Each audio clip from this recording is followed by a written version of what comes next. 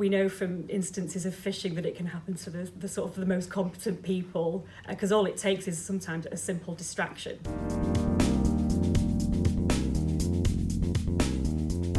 Hi, my name is Joanne Hinds and I'm a lecturer in information systems. So I'm here to talk about a term that we've come to use called cyber nudging. And in this context, it applies to cybersecurity. Cybersecurity attacks happen all the time. At an increasing level. We constantly hear about them in the news, and at the same time technology advances rapidly, so that brings with it a set of challenges in terms of dealing with potential losses to data and cyber attacks. And the role of cyber nudges within that is to try and help people to develop better habits when they use their computers or their technological devices. So it's often the case that we constantly need to update our passwords or create increasingly complex passwords, and they can be really difficult to remember, and people tend to keep the same ones for many years. They might not update their security settings, and they might just not be generally very good at doing these things, and it's all quite hard to keep track of. And the way in which computers are designed often doesn't necessarily help this. So we're all really familiar with seeing pop-up boxes and endless lists of terms and conditions, and we probably don't read them.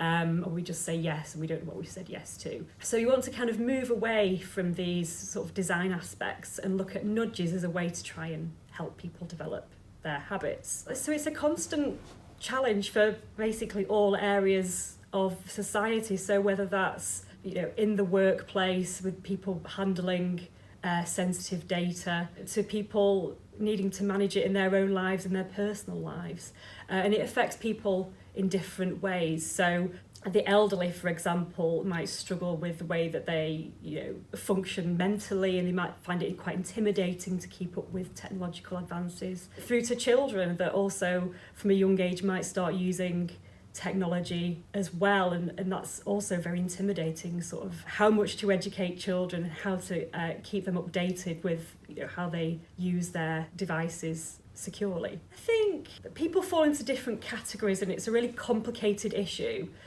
People have different perspectives on it. So I think some people kind of have this attitude of, yes, it'll never happen to me until it does, or that, they think they're quite savvy with technology. We know from instances of phishing that it can happen to the sort of the most competent people, because all it takes is sometimes a simple distraction. The most sort of senior management within an organisation will be the sort of most desirable people to go for, because they might be dealing with hundreds of emails a day, and it just takes one, and they just click it without thinking, and there it is. We often hear this term of people feeling fatigued by it. So they constantly hear about security issues in the news, and it's almost this feeling of, well, there's nothing I can do now. I've been using social media for years. I don't want to stop using it. I know that there are these vulnerabilities and my data's been sort of taken by organisations, so I just kind of give up. I think COVID has had a massive impact in terms of cybersecurity. So amongst everything else that was going on in the world, people had to transition to working at home.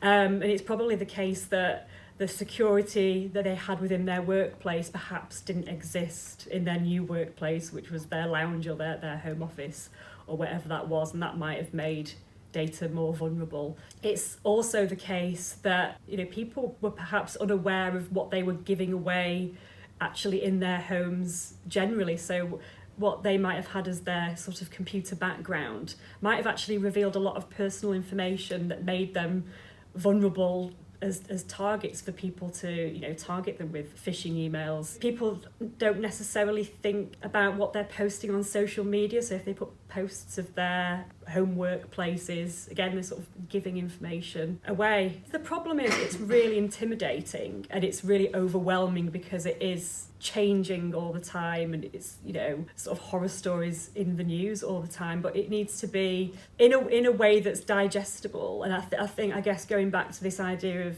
nudging people removes this sort of burden of having to read all these terms and conditions and having to remember to do things. So that takes the pressure off the person in having to keep on top of information that's not really their job actually. On one hand, we're coming at the sort of cyber nudging idea from a perspective that we believe is good, in terms of giving people better habits, but there's also this other side of it where that could be a source of stress for some people. So when we were experimenting with the devices, some people had this feeling that they were being tracked by another device, and here's another thing that's kind of watching me and that's measuring me.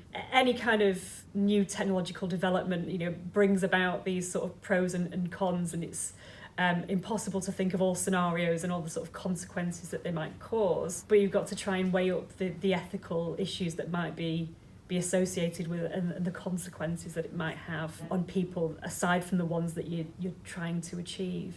Cybersecurity definitely needs to be sort of a priority in terms of making new products and when designing them. As soon as anything new comes out, there'll be a story of it being hacked or of something happening that's and again, that's probably always going to happen, because the criminals will be constantly trying to think of new ways to evolve as well. So it definitely needs to be at the forefront. That gives people reassurance, and I guess it all feeds into educating people to be better, hopefully training them to be better, developing better habits. Cybersecurity and the associated sort of broader issues in relation to sort of privacy and ethics definitely needs to be a part of young people's education. There's another project that I'm hoping to start in the near future that will be going into schools and working with teachers to try and get children to understand how to build better passwords when they write them. And it's not the same thing as cyber nudging, but it's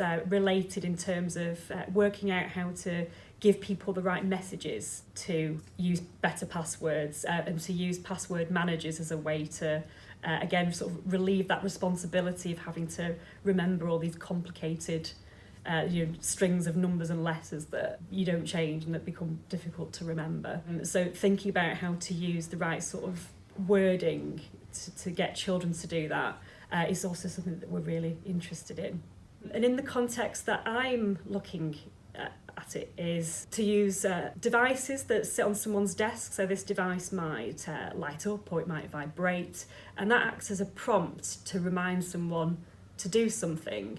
And so it's not necessarily prompting them at that moment in time. Hopefully, as they continue about their day, it'll go on repeatedly, and hopefully that will eventually train them to develop better habits over time. It kind of works in the same way as a fitness wearable that might vibrate every so often to remind someone to stand up, and eventually they might not need that prompt anymore because they're doing it habitually.